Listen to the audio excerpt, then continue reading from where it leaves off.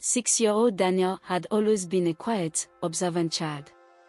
With his parents immersed in the demanding work of ministry, he found himself frequently left in the care of others.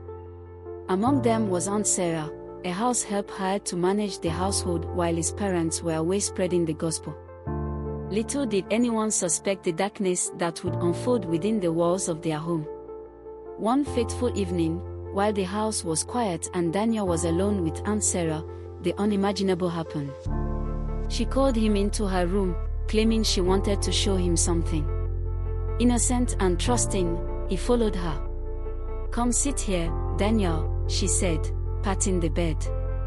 Unaware of her intentions, he obeyed. But what followed was a horrifying ordeal that would scar him for life. Aunt Sarah was having carnal knowledge of him. "Please, Auntie, stop. It's painful," he cried, tears streaming down his face. "Shh!" she whispered harshly. "Don't make noise. Do you want to get in trouble?" Terrified and confused, Daniel tried to wriggle away, but her grip was firm. His screams faded into silent sobs as she continued, threatening him to keep it a secret. "If you tell anyone, they'll blame you," she said, planting seeds of guilt and fear. The abuse became a routine. Whenever his parents were away, Aunt Sarah would exploit the opportunity. Daniel's once bright eyes grew dull, and he began withdrawing from everyone around him. His parents, Pastor Matthew and Sister Evelyn, were loving but distant. Consumed by their mission work, they failed to notice the changes in their son. They often reassured themselves that he was simply a shy and reserved child. "Daniel, are you okay?" his mother would occasionally ask. He would nod, forcing a smile. "Good boy," she would say, patting his head before rushing off to another church program. As Daniel grew older, the abuse stopped when Aunt Sarah left the household. But the damage was done. By the time he reached his teenage years, he was plagued by feelings of shame, anger, and confusion. He struggled to form friendships and became increasingly isolated. At 14, he discovered drugs, a temporary escape from the torment in his mind.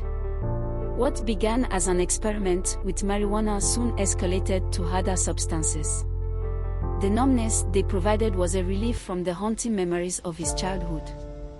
His relationship with his parents grew strained. They scolded him for his rebellious behavior but never dug deeper to understand the root cause. "You're bringing shame to this family," his father often said. "Do you know how hard we've worked to build this ministry?" his mother would add. Their words only deepened his pain. He felt unseen and unloved, a burden rather than a blessing. By the time Daniel turned 18, he was a full-blown addict. He dropped out of school and spent most of his days either high or hustling for his next fix. His parents were at their wits' end. One night, after a particularly heated argument with his father, Daniel stormed out of the house. He wandered the streets aimlessly until he collapsed in an alley. A passerby found him and called for help. When Daniel woke up in a hospital bed, he saw his parents sitting nearby, their faces etched with worry. "Daniel," his mother whispered, tears streaming down her face. "We are so sorry. We failed you." For the first time, Daniel saw genuine concern in their eyes. But it wasn't enough to break the walls he had built around himself. Realizing they couldn't help Daniel on their own, his parents enrolled him in a rehabilitation program. As part of his recovery, he began attending counseling sessions. At first, Daniel was reluctant to open up. But his counselor, Mrs. Grace, was patient and compassionate. Over time, he began to share his story piece by piece. One day, during a particularly intense session, the floodgates opened. "She hurt me," he said, his voice trembling. "Aunt Sarah, she abused me." Mrs. Grace leaned forward, her eyes filled with empathy. "You're so brave for sharing this, Daniel. It wasn't your fault. What she did to you was wrong, and it's okay to feel angry and hurt." As Daniel continued to speak, years of pent-up pain and shame poured out. For the first time, he felt a glimmer of hope that healing was possible. When Daniel shared his story with his parents, they were devastated. They wept openly, apologizing for their absence and ignorance. "We thought we were doing God's work," his father said. "But we neglected our most important ministry, our family." His mother hugged him tightly. "We are here now, Daniel. And we are not going anywhere." Their support became a cornerstone of his recovery. Slowly but surely, Daniel began to rebuild his life. He completed his rehabilitation program, enrolled in therapy, and even started attending church again, though his faith was a work in progress.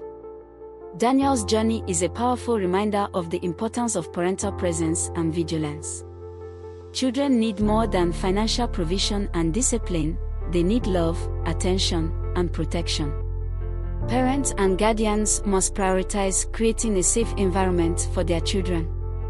They should foster open communication and be attentive to behavioral changes that may signal deeper issues. Most importantly, they must remember that their first ministry is to their family. Daniel's story is one of pain, resilience, and redemption. It's a call to action for all parents to cherish their role in their children's lives and to never overlook the silent cries of those who need them most. If you haven't subscribed to this channel yet, now's the perfect time, just hit that subscribe button. Don't forget to turn on notifications so you never miss more inspiring life lesson stories like this one. And to my amazing returning subscribers, thank you for your unwavering support. Your encouragement makes it possible to share these stories and spread meaningful messages. If you've watched till the very end, you're the real MVP. I truly appreciate you more than words can say. See you in the next video, take care and bye for now.